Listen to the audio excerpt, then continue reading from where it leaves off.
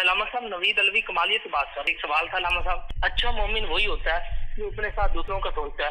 تو علامہ صاحب مجھے اپنی فیملی پہ خیال آتا ہے, ہم اپنی فیملی کو کیسے مطلب کہ اپنے کنٹرول میں کریں تاکہ ہم اپنے ساتھ اپنی فیملی کو بھی امام زمانہ کے سامنے حاضر کریں. کوشش کرو ان تک حقیقت پہنچاؤ, مگر پہلے خود حقیقت کو پورا پالو.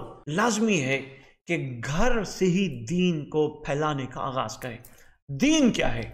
دین یہی ہے ہمارا ہر عمل خوشنودی اور رضا حجت خدا کے لیے ہو, امر خدا بندی سے. یقیناً گھر سے ہی آغاز ہونا چاہیے. ضرور بتائیے, گھر والوں کو بتائیے, رشتہ داروں کو بتائیے. کیسے بتائیے؟ بہانے سے بتائیے. کبھی گھروں میں چلے جائیے, کبھی گھروں میں بلا لیجئے, دعوت کے اہتمام کیجئے. روزی کی افطاری کے, جیسے اب افطاری چل رہی ہے, رشتہ داروں کو دعوت دے کہ آئے ہمارے گھر افطاری کریں. افطاری سے کوئی آدھا گھنٹہ پہلے ان کے ساتھ بیٹھ کے امام وقت پہ گفتگو کیجئے. افطاری کے بعد پھر آدھا گھنٹہ 40 منٹ ان کے ساتھ بیٹھ کے امام وقت پہ گفتگو ہونی چاہیے, سوال و جواب ہونی چاہیے.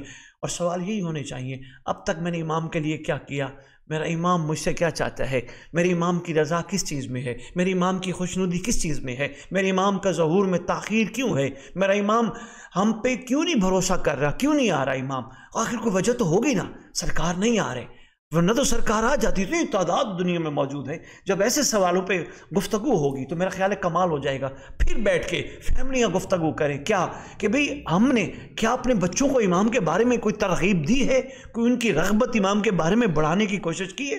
تو یہ بہترین اعمال میں سے عمل ہے کہ جو رشتہ داروں کے ساتھ بیٹھ کے, اپنے اقربا کے ساتھ بیٹھ کے یہ بہترین انداز میں بیان کر کے ایک دوسرے کی ہمت میں اضافہ کیا جائے.